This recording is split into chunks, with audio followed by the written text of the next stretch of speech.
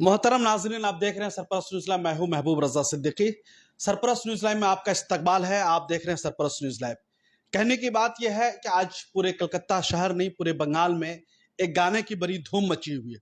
वो गाना जरूर आपके जहन नशी होगा।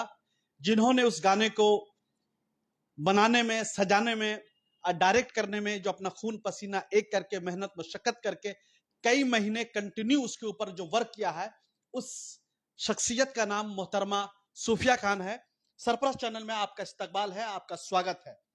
सूफिया खान के बारे में दो तीन चार जुमले बोलूंगा, ज्यादा नहीं बोलूंगा, आप बहुत अच्छी तरीके से वाकिफ है। सबसे पहले सूफिया खान के बहैसियत वो एक टीचर है, और टीचर का काम होता है सिखाना, बच्चे को सिखाना, समाज को सिखाना, हर किसी को सिखाना। तो बखूबी टीचर की खिदमत अंजाम देती है। उसके बाद एक अच्छी सोशल वर्कर है, समाज के लिए, लोगों के लिए, और जो डॉन टोरेंट पीपल के लिए, गरीब तबकों के लिए, मजलूमों के लिए, महिलाओं के लिए हमेशा से आवाज बुलंद करती है, और उसके बुरे वक्त में हमेशा से उनके साथ खड़ी रहती है। लॉकडाउन कोरोना काल में भी काफी काम किया है, काम उनका बोलता है। मोहतरमा सूफिया खान एक अच्छी सोशल वर्कर भी है। इन सब के अलावा आजकल वो नेतागिरी भी कर रही है, राजनीति भी कर रही है, सियासत भी कर रही है। और सियासत आप जानते हैं, मगरब बंगाल में बरसर इख्तिदार पार्टी तृणमूल कांग्रेस है। तृणमूल कांग्रेस के पार्टी से आती है, माइनॉरिटी सेल की वेस्ट बंगाल की जनरल सेक्रेटरी हैं। और इस तरीका से विधानसभा इलेक्शन हो या कारपोरेशन इलेक्शन हो, बहुत अच्छी तरीका से एक्टिव थी। और उन्होंने पूरी ताकत लगा दिया तृणमूल कांग्रेस को अपनी पहुंच के मुताबिक जिताने के लिए, और कई एमएलएज वगैरह की मेहनत मशक्कत करके कलकत्ता में इन्होंने जिताया। आज उन्होंने ममता बनर्जी साहिबा को खराज अकीदत पेश करने के लिए उनके नाम से एक गाना डेडिकेटेड किया है, उनके नाम से गाना को मंसूब किया है, तू चल ममता।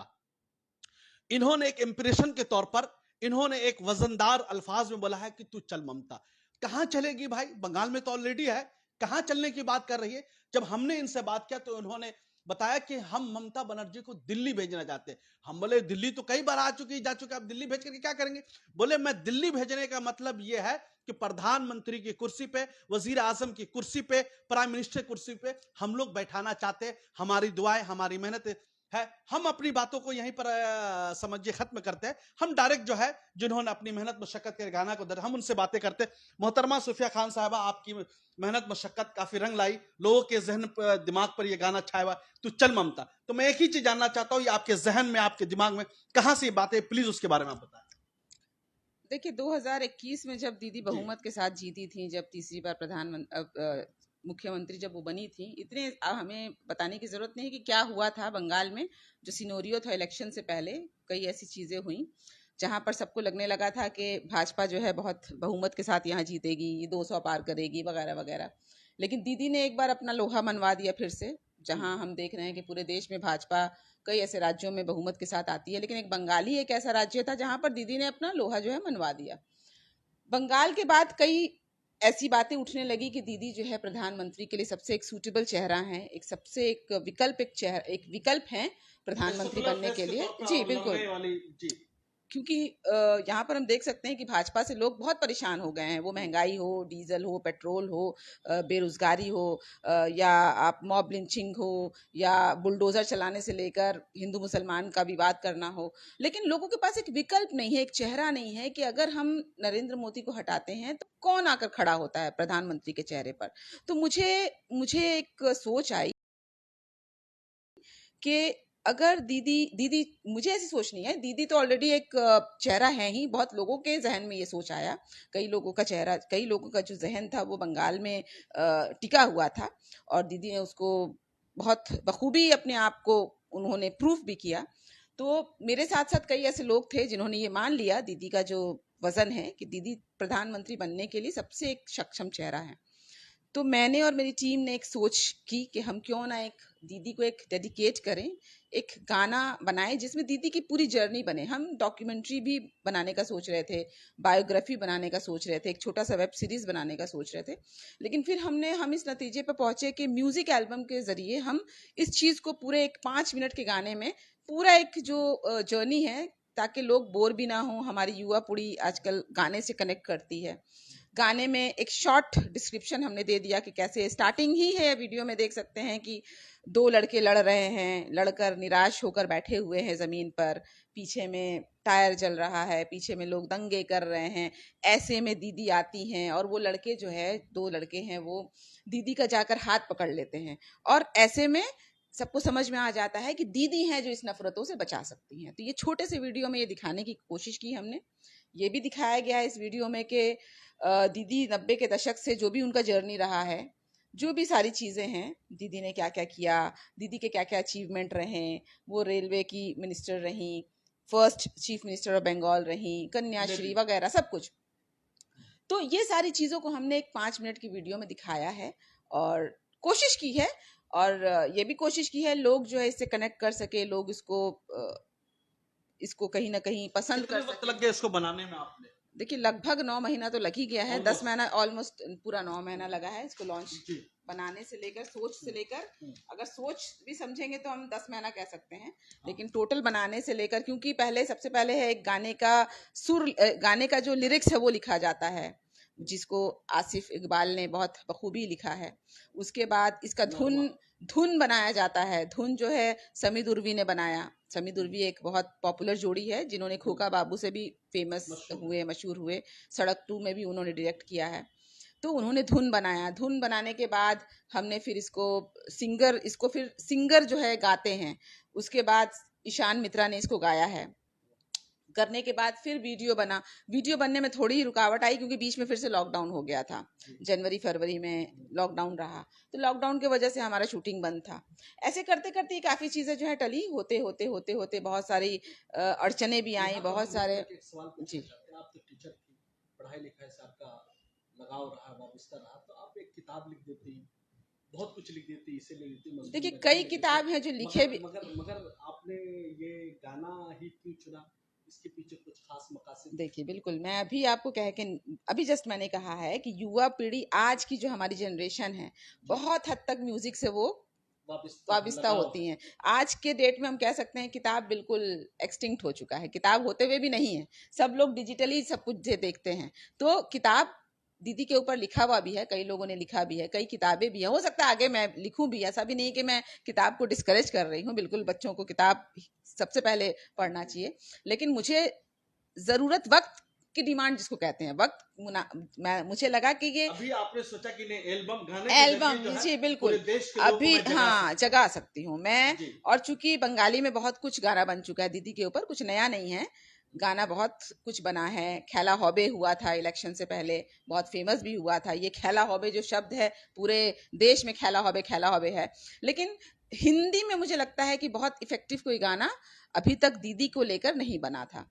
तो हमने एक कोशिश की छोटी सी कि अगर हिंदी में हम गाना बनाते हैं, हिंदी लैंग्वेज होगा, तो ऑल ओवर इंडिया में लोग जो है इसको सुनेंगे। ममता बनर्जी का एक और होड़ होगा। दीदी किसी तारीफ की मोहताज नहीं है, दीदी किसी भी इस तरह के वीडियो की मोहताज नहीं है, नो डाउट। लेकिन हमने और हमारी टीम ने एक छोटी सी कोशिश की कि हमारे तरफ से हम अगर कुछ कर सकें। जानना चाह रहे हैं, आपके बीच बोल है, बेटी है वो अपने देश की, हम सब की आवाज वो, आंधी और तूफान से वो लड़के लाएंगे वो एक नया सवेरा।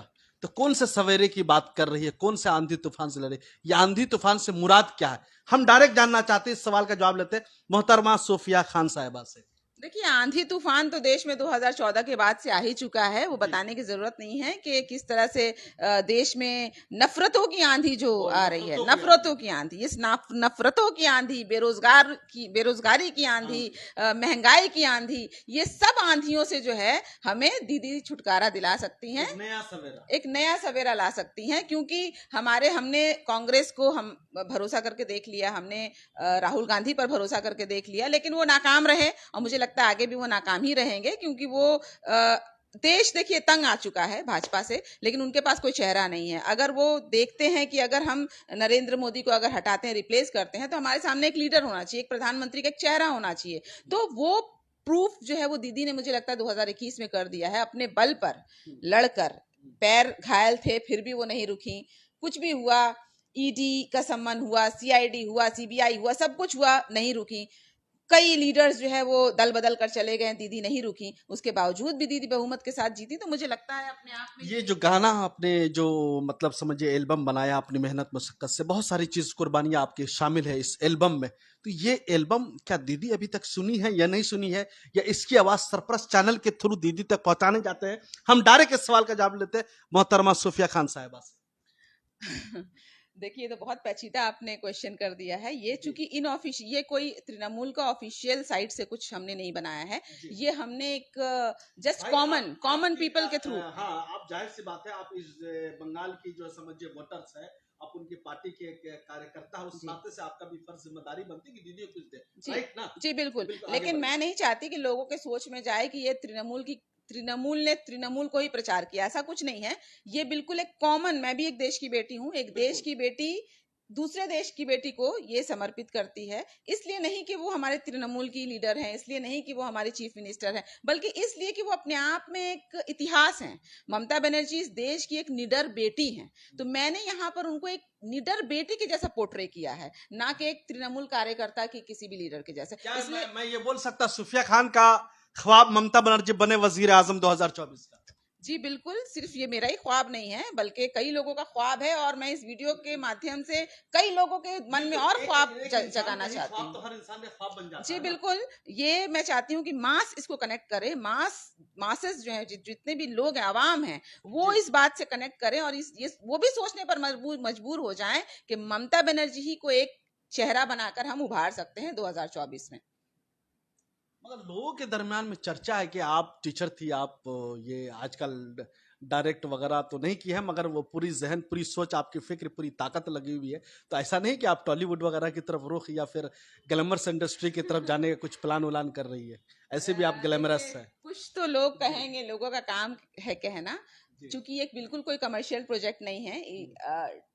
ठीक है, लोगों की सोच आ ही सकती है, बट ऐसा नहीं कि आप टीचर होते हुए किसी और चीजों में क्रिएटिव नहीं हो सकते। मैं क्रिएटिव हूँ। टीचर जो होती है वो बिल्कुल क्रिएटिव, एक इसको बोलते हैं क्रिएटिव, लोगों को जन्म देती है, और खुद में भी वो एक क्रिएटिव होती है। ये मुझे लगता है ये आर्ट, ये जो मैंने चीजें की, इसमें कोई कमर्शियल चीजें नहीं जुड़ी हैं, और मुझे नहीं लगता आगे भी चल के मैं इस तरह की कुछ चीजें करने वाली हूँ कमर्शियल तौर पर। ये जस्ट मैंने डेडिकेट किया है, मैंने जस्ट इसको दीदी के लिए बनाया है, क्योंकि मैं एक सोशल कार्यकर्ता हूँ। आप कह सकते हैं कि वुमेन एम्पावरमेंट को जगाने के लिए मैंने ये चीज बनाया है, ना कि मेरा कोई अभी फिलहाल कोई टॉलीवुड में या बॉलीवुड में जाने का कोई फिलहाल इरादा नहीं है। आगे ऊपर वाला जानता है क्या होगा, लेकिन फिलहाल ये just as a social worker, as a lady, as a देश की बेटी, मैंने दूसरी देश की बेटी को, जो सबके लिए आइडियल है, भले वो जिस भी पार्टी के हों या पॉलिटिकल हो, नॉन पॉलिटिकल हो, मुझे लगता है ममता बनर्जी के लोहा को हर कोई मानता है।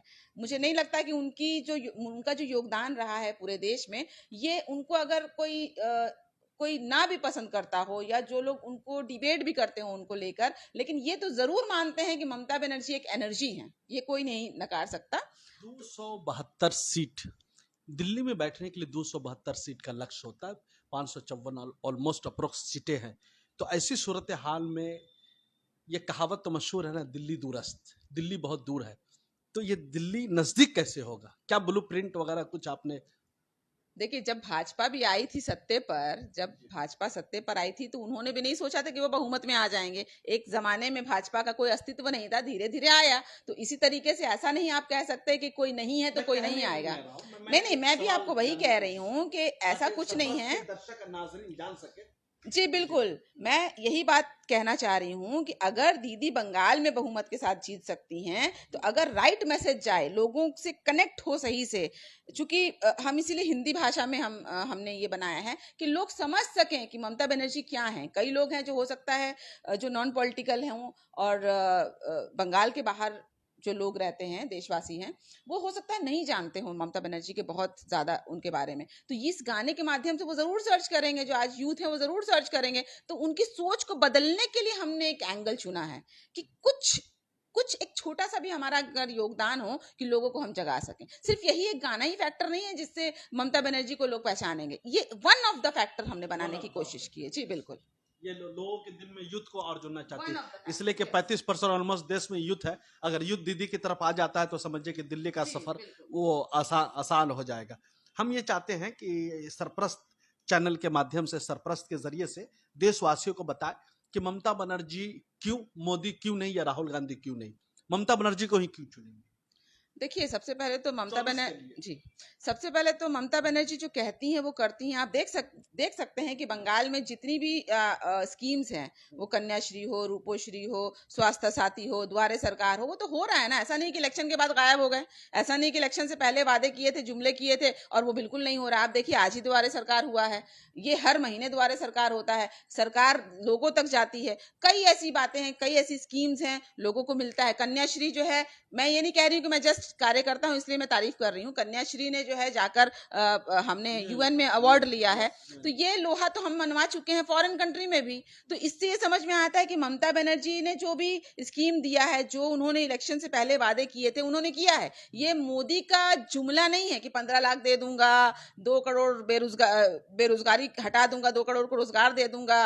राहुल गांधी कुछ कहते हैं, वो सिर्फ बस वो तो बिल्कुल भी सक्षम नहीं है, हम देख चुके हैं। राहुल गांधी के बारे में तो मैं ज्यादा कुछ कमेंट ही नहीं करना चाहती, क्योंकि यहाँ पे लड़ाई जी नहीं। देखिए, लड़ाई अगर वो लड़ते तो शायद हमें इतना नहीं लड़ना पड़ता। अगर वो लड़ने में अगर सक्षम हो जाते तो शायद हमारा बैकिंग उनके साथ होता। लेकिन राहुल गांधी बिल्कुल भी फ्लॉप हो चुके हैं, कह सकते हैं फ्लॉप हो चुके हैं मोदी को हराने के लिए। तो हमें जाहिर सी बात है किसी और का, पूरे देशवासियों को एक दूसरा चेहरा ढूंढना होगा, और दूसरा चेहरा मुझे लगता है कोई भी नहीं है ममता बनर्जी को छोड़कर। सत्ता में तो मोदी जी है ना, तो आपकी लड़ाई तो राहुल गांधी से कम मोदी जी से ज्यादा हो। जी बिल्कुल, हमारी लड़ाई नहीं है, मुझे लगता है आज देश की लड़ाई है। टीएमसी पार्टी के उद्देश्य तो ठीक है, देश भी जूझ रहा, देश भी परेशान है अर्थव्यवस्था के एतबार से। हिंदू मुस्लिम किया जा रहा, ध्रुवीकरण किया जा रहा है, जात के नाम पे, बात के नाम पे राजनीति हो रही, जो देश में कभी भी नया गोडसे की आइडियोलॉजी को माना जाए, तो हम समझ सकते हैं। आखिरी युवाओं को, देश के युवाओं को क्या संदेश, क्या मैसेज देना चाहती है, हम जानना चाहते हैं। आखिरी सवाल, सबसे पहले तो एज अ टीचर मैं युवाओं से यही कहूंगी कि अपने देश को अपने तरीके से, अपने टैलेंट के हिसाब से जरूर अपना योगदान दें। आप जिस भी फील्ड में हो अपना बेस्ट दें। देश को, जरूरी नहीं कि आप कोई राजनेता हो, जरूरी नहीं है आप कोई एक्टर हो, या आप डॉक्टर हैं या इंजीनियर हैं। अपने लेवल में आप कुछ भी ऐसा करिए जिससे आपको भी गर्व हो कि आप इस देश के वासी हो, और आपके देश को भी गर्व हो कि आप उस देश के वासी हो। तो इस युवा को मैं यही कहूंगी, अपने लेवल में अच्छा काम कीजिए, देश के नाम को रोशन कीजिए अपने लेवल में। क्योंकि हम देख सकते हैं कि आज देश में जो युवा पीढ़ी है बहुत हद तक नशे की तरफ जा रही है, हुक्का बार में जा रही है। देश जो है किसी भी तरीके से, तो मैं यही उनको सुझाव दूंगी कि देश में आप अपना योगदान दीजिए, अपने लेवल से अच्छे से पढ़ाई लिखाई कीजिए। ऑलमोस्ट 2 साल तक पढ़ाई लिखाई से कुछ गाने जो लाइन वगैरह है, हम चाहते हैं कि वो गाना भी आप सुनाएं। तभी इसलिए कि हम एल्बम की बातें कर रहे हैं, गाने की बातें कर रहे हैं। सरप्लस के नाज़रीन अभी तो वो गाना ही नहीं सुन पाए। बेटी है वो अपने देश की, हम सब की आवाज वो, आंधी और तूफान से लड़के लाएगी एक नया सवेरा वो। तू चल ममता, तू चल ममता, तेरे साए में हमको चलना है। तू उठा कदम, तू बढ़ा कदम, और एक नया इतिहास लिख। तू चल ममता। शुक्रिया सुफिया खान जी, हमारे साथ वक्त निकालने के लिए बहुत शुक्रिया। हम एक ही चीज रिक्वेस्ट करना चाहते हैं, जिन हजरात ने अभी तक तू चल ममता नहीं सुना है, सरप्लस के चैनल यूट्यूब पर भी जरूर सुनेंगे, इसलिए कि हम आपको ये गाना भी अपने चैनल पे अपलोड करेंगे। आप देखते रहिए सरप्लस न्यूज़। जिन हजरात ने अभी तक चैनल को सब्सक्राइब नहीं किया, कर लीजिए, इसलिए कि आपकी आवाज़ हम आपके दरमियान आते रहेंगे। मोहतरमा, बहुत बहुत शुक्रिया हमारे साथ जुड़ने के लिए, शुक्रिया, थैंक यू वेरी मच। जो भी हमारे नाजरीन फेसबुक पर अभी देख रहे हैं उनका भी शुक्रिया, थैंक यू।